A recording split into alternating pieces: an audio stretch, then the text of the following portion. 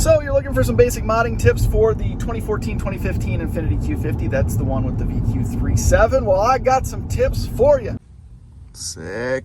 Before we get too far into it though, guys, I got two really important things that I want to say to you directly. To your face in all capital letters, so listen up. Number one, my wife and I decided to start a second channel. I'm really pumped about it because in the next few months, we have some literally life-changing events that are going to be happening.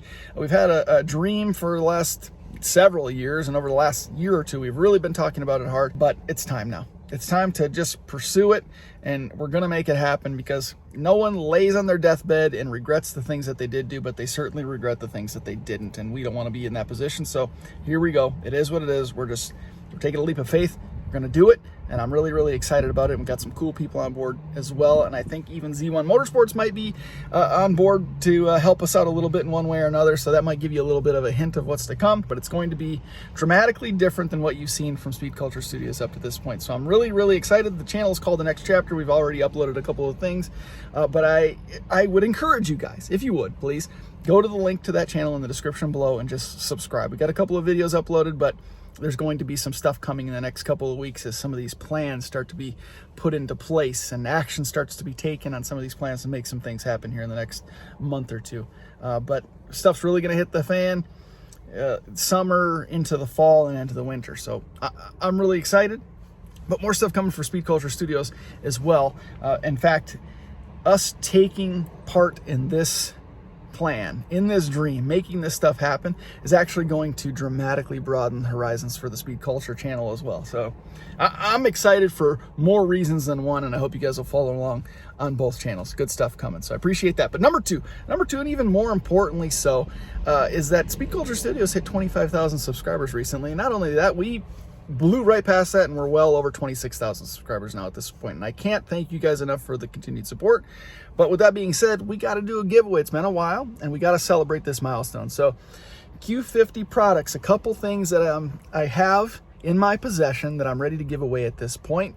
I'm not sure exactly which I'm going to be giving away right now, but I can say that if you own a Q50, you're going to be pretty stoked. So stick around for that dedicated giveaway video coming up shortly. Let's get into this video now. Truly, the one main point that I try to make in talking to people when they're just looking for basic suggestions or basic tips in modifying the 2014 or 2015 Infiniti Q50 is just basically keeping it simple. Don't spend a bunch of money on parts that really aren't necessary. Look for those parts and upgrades that have the biggest impact, right? So the best bang for your buck modifications, and we'll talk a little bit about that.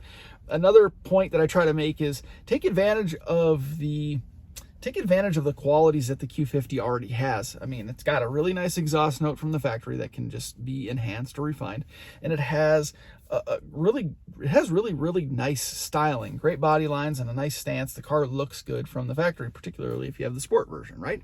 So I would just say there's some strategies in maximizing performance and accentuating some of those styling characteristics that are already in place, and those are some basic tips. Now, let's get into some specifics. First and foremost, if you're looking for power, there's three basic modifications that you can do. Try to bring in a little bit more air with upgraded filters or cold air intakes. If you want to go that route, check out my cold air intake video if you want more information on my opinion about cold air intakes on this car. Then you want it to exhale a little bit better through the exhaust. So the factory catalytic converters are the bottleneck. Obviously, test pipes are not street legal, so install at your own risk. High flow cats is a good option as well. May or may not be street legal in your area. Every state is a little bit different. And then you want to pair that up with a decent catback system just to get everything free flowing. In order to mesh all of those pieces together and make sure your car is running as efficiently and effectively as possible, you need a tune. EcuTech Tune, find a master EcuTech tuner, and they'll take care of you. There you go, bada bing, bada boom. You're going to be making 335, 340, 345 horsepower, give or take. Not too shabby. Next, I would focus on supporting modifications: wheels, tires, brakes, suspension, period. A good set of sticky tires help you put that power to the ground. A nice set of lowering springs or coilovers. Tane S-Tech lowering springs are decent at a decent price point. BC Racing coilovers, good for daily driving cars. If you're really starting to push your car a lot, they might not be the best, but I think they're a good bang for your buck. Coilover, going to lower the center of gravity, going to make the car handle a lot better, feel a lot better on the road, and of course, they're going to look good as well. You're making some power, and you're moving through the corners really well. You got to be able to stop. big brake upgrade if you had a non-sport. That's a good way to spend a little bit of money. If you have the sport already, just a nice set of aggressive pads goes a long way. Braided stainless steel braided brake lines, that's just going to help make the pedal feel better, help you reduce that reduce the amount of brake fade that you're experiencing as well in those spirited driving days. Finally, a little bit of aesthetic goes a long way. High kick duckbill spoiler, love it. Some side splitters maybe, a chin spoiler, whether you're on, or splitter, front splitter, we call it here in this JDM world. 3-piece Amazon splitter. I had it for 3-4 years and no issues whatsoever. Installing it properly is the key, but it really makes the front end of the car look totally different from an aesthetic standpoint. Just adds a little bit of an aggressive element to it that just, I mean, it's the way to go. Some people might disagree with me, but I say getting rid of some of those chrome accents, that makes a huge difference. I like the chrome Infiniti emblem, but the chrome around the windows, just gross. Next, I could say throw in a rear diffuser. It doesn't really do anything for performance, but a carbon fiber rear diffuser, especially on a black or a blue car or white, or okay, on any Q50, carbon fiber rear diffuser looks so money. Such a good touch. Stick to the items that make the most sense and take advantage of the already unique or stylish features that this car already has. Again, it looks good from the factory. It's got beautiful body lines, but it can just use a little bit of enhancement. Rear duckbill spoiler, or just a little bit more of an aggressive spoiler, rear diffuser, some side splitters to just kind of lower the body lines of the car, and a front splitter. I mean, it just kind of gives the car more of an aggressive look. Looks less like a car that a 60-year-old woman would drive, right? So that's a benefit. It's also kind of a big, heavy family sedan, right? So lowering the center of gravity, firming up the suspension. I forgot to mention some sway bars. Makes a big difference.